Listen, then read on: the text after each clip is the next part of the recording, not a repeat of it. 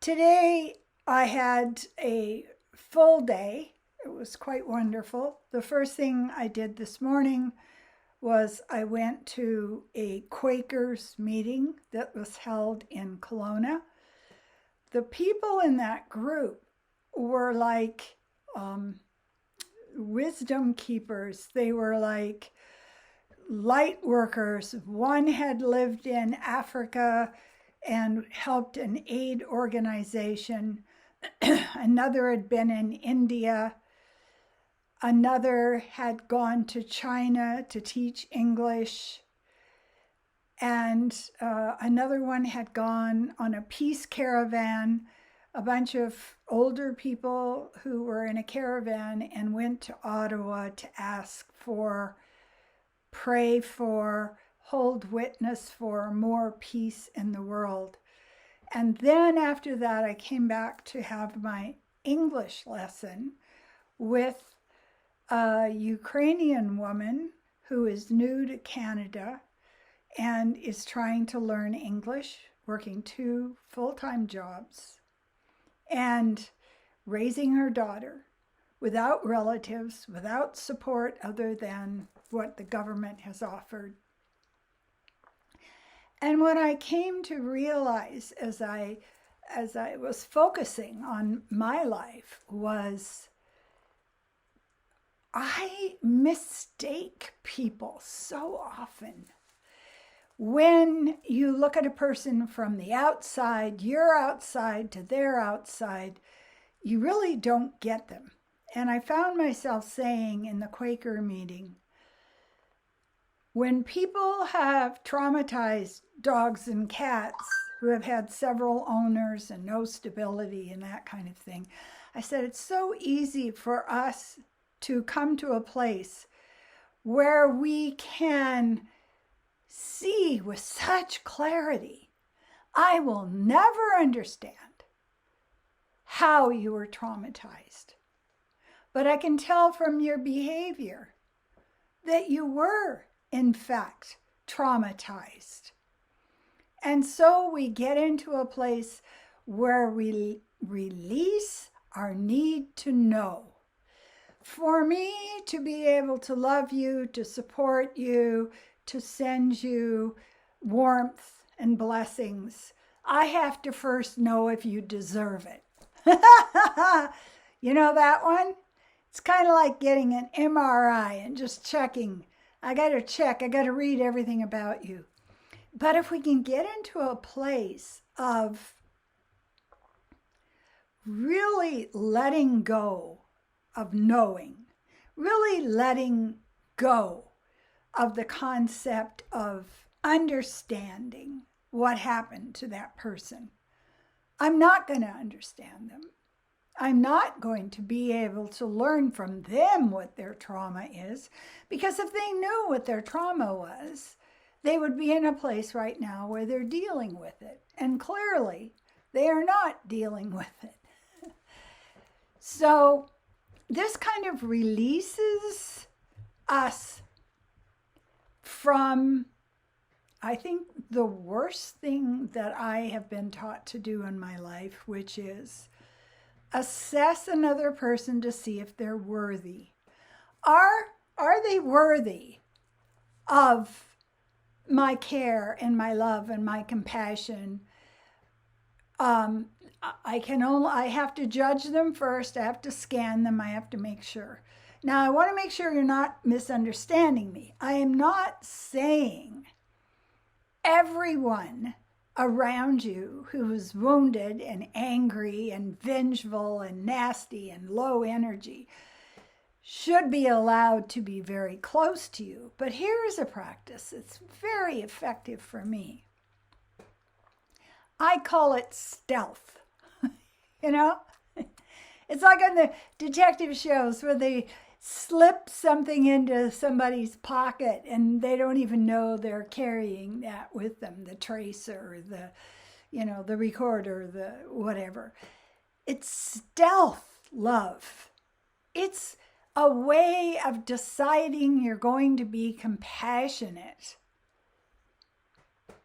without needing recognition for it, without being seen as compassionate. Where we make the mistake, where I make my mistake often, is I keep trying to prove things to myself. And that is the most dunderheaded way of living in life. Am I a good enough person? Oh, let me prove it. Let me get validation. Let me get the certificate. Let me get the award. Let me get the applause. The strongest form of love and compassion and kindness is stealth. We simply open our hearts and we send out love. And we can also send out empathy. I can see you're hurt. I can see that you're full of anger. I can see that you're very confused about who you are and who other people are.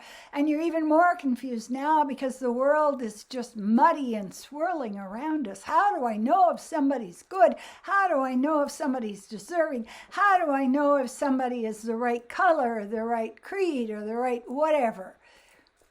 Well, the bottom line is that's not for you to know. Because knowing something, using your brain, is the weakest part of your system. When you're full-hearted, when you're leading with your heart, you decide that you don't need to decide. Get it? You don't need to decide. You don't have to say this person can go on this line and this person can go on that line. You're just in a place where you go, we all need love and compassion and kindness because we're human. That's the only thing that matters. Now, does that mean that I invite them into my house to break my dishes and smear the walls with their hatred? No. Does that mean that I have to somehow wrestle them to the ground, pin their shoulders, and convert them to my way of seeing life? No, because that's just as crazy as what they're doing. It's not my place to convince, to change, to proselytize. My place and my mission is just keep returning myself to love, keep returning myself to the question of,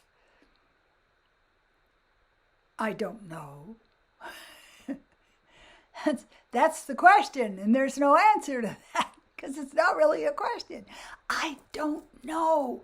I don't know what's happening. I don't know what's going to happen. I don't know what the right thing is to do is. The only thing I know is the right thing to do is when I sit and say to myself, are you intent on going into the world in a kind way? Are you intent in going into the world in a forgiving way? And it's kind of like somebody has you trapped in a dark cellar or something. When you get to that place, it's like somebody threw open the curtains and sunlight comes in. The sunlight that comes in as you start to see the beauty.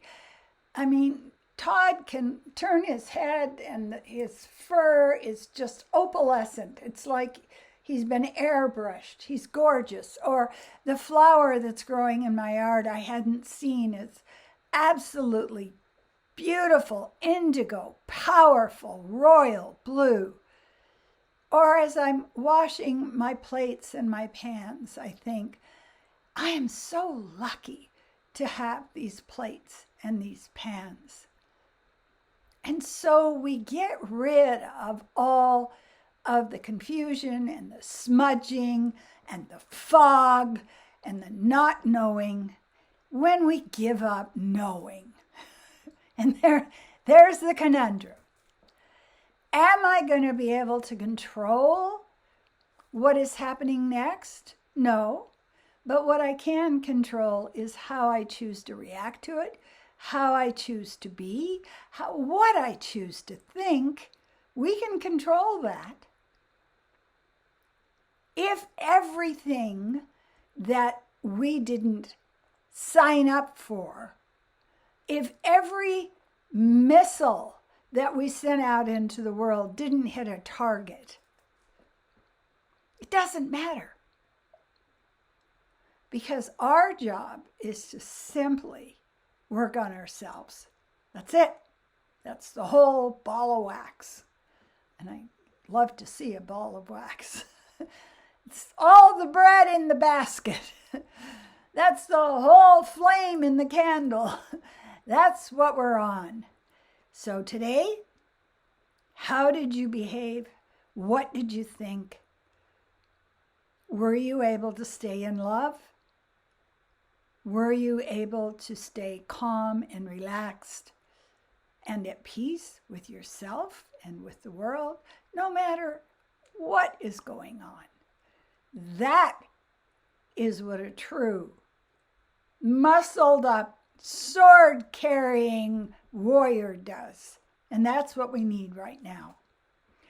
Thank you so much for subscribing to my videos. Thank you so much for your thumbs up, for your comments. I will do a psychic reading for you if you are interested. I can give you so much clarity about your own life from the channel, from the cards. Just get a hold of me. I work distant. I don't need to have your flesh and blood in front of me to read your energy. And I want to say, as I always do, thank you. I am so grateful. I appreciate you.